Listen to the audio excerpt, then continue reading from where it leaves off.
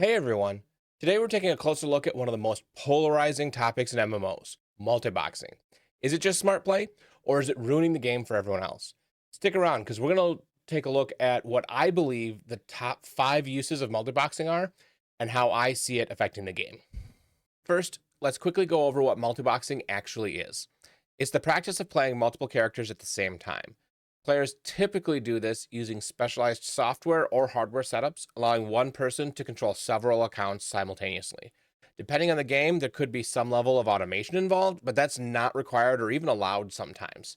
If you've seen a group of identical characters running around together, that's probably multiboxing.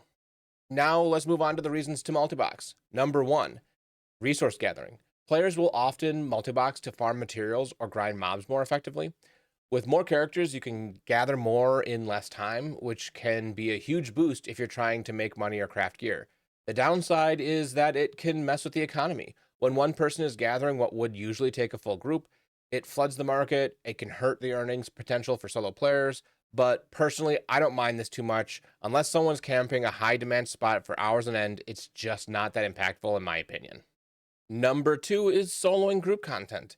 Maybe someone doesn't have a lot of time to play or can't commit to a full group session. Multiboxing lets them experience dungeons and camps that would otherwise be out of reach. But there is a cost. When one person is holding down a spot designed for multiple players, it reduces the available content for everyone else. This is one of the bigger issues in my eyes because MMOs are meant to be shared experiences. Taking up group content solo kind of undermines that. Number three, trade skills. By having different characters in different professions, players can become completely self sufficient. No more needing to rely on other players for resources that they need.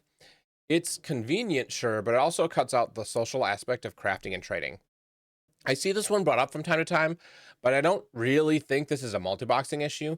You can do the same thing with just multiple characters on the same account. Number four, trading between characters. This one's pretty basic. Some games don't offer shared banks, and transferring items become a pain. Some people multibox just to pass gear or gold between their own characters. And I get this. It's more of a workaround than an exploit, and it rarely affects anyone else. If anything, it's just filling a gap in game design. And number five, power leveling.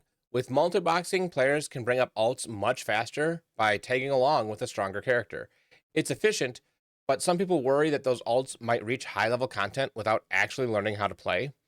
Honestly, I think this risk is a bit overblown. Setting up macros and coordinating characters can take up a surprising amount of understanding, and just because someone's leveling quickly doesn't mean they haven't earned it.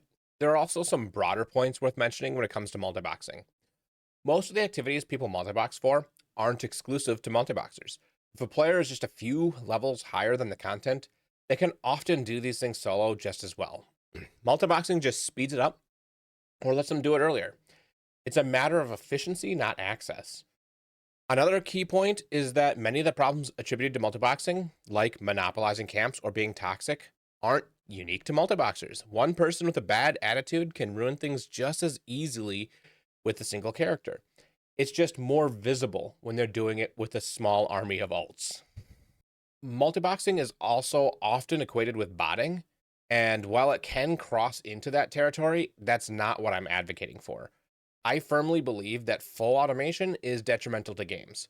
In my first experience with multiboxing in EQ a few years ago, the tools available for that game are crazy. You could realistically set up an entire party to camp all on their own.